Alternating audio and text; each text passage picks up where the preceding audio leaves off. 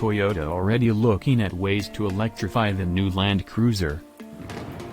The Japanese automaker is considering plug-in hybrid, electric, and hydrogen fuel cell derivatives of the new off-roader. Launched less than a month ago, it seems Toyota is already looking at ways to improve the efficiency of the new Land Cruiser. After a brief absence from the American market, the iconic nameplate has finally returned. It's not the exact model sold in other markets, but it's a great SUV with plenty going for it, including an efficient hybrid powertrain, a first for the Land Cruiser lineup. However, a conventional hybrid setup won't cut it in the near future, so Toyota is considering plug-in hybrid, fully electric, and hydrogen fuel cell power variants. According to Automotive News, Land Cruiser chief engineer Keita Moritz believes a fuel cell setup has many advantages, with a decent range for long-distance driving.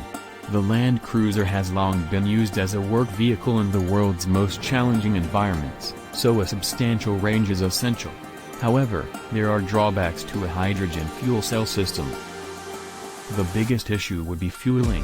Hydrogen fuel infrastructure is nowhere near as developed as conventional gasoline or even electric vehicle charging stations, limiting where a potential fuel cell-powered Land Cruiser could be used or sold. Another issue would be the tanks required to store the hydrogen. These take up more space than necessary and would compromise occupant space. So is the solution a plug-in hybrid? Toyota believes hybrids are the best approach to the climate crisis, but that won't cut it in a decade or so, especially as emissions legislation gets increasingly tougher.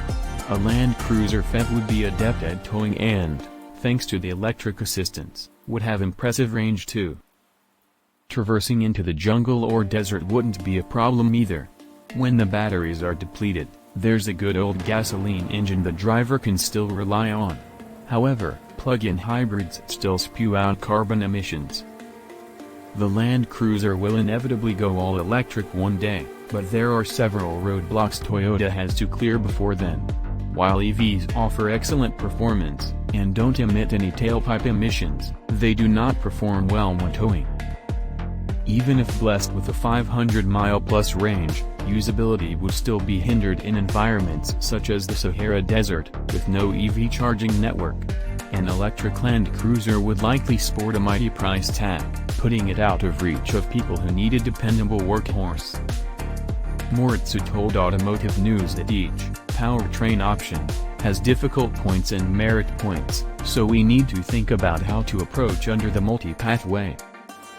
One thing is for sure, the Land Cruiser's TNGAF platform will have to be altered to make it more environmentally friendly. The difficulty is that the architecture wasn't designed to house a battery pack or hydrogen fuel cells. We will try to adjust the platform to accommodate, concluded Moritz.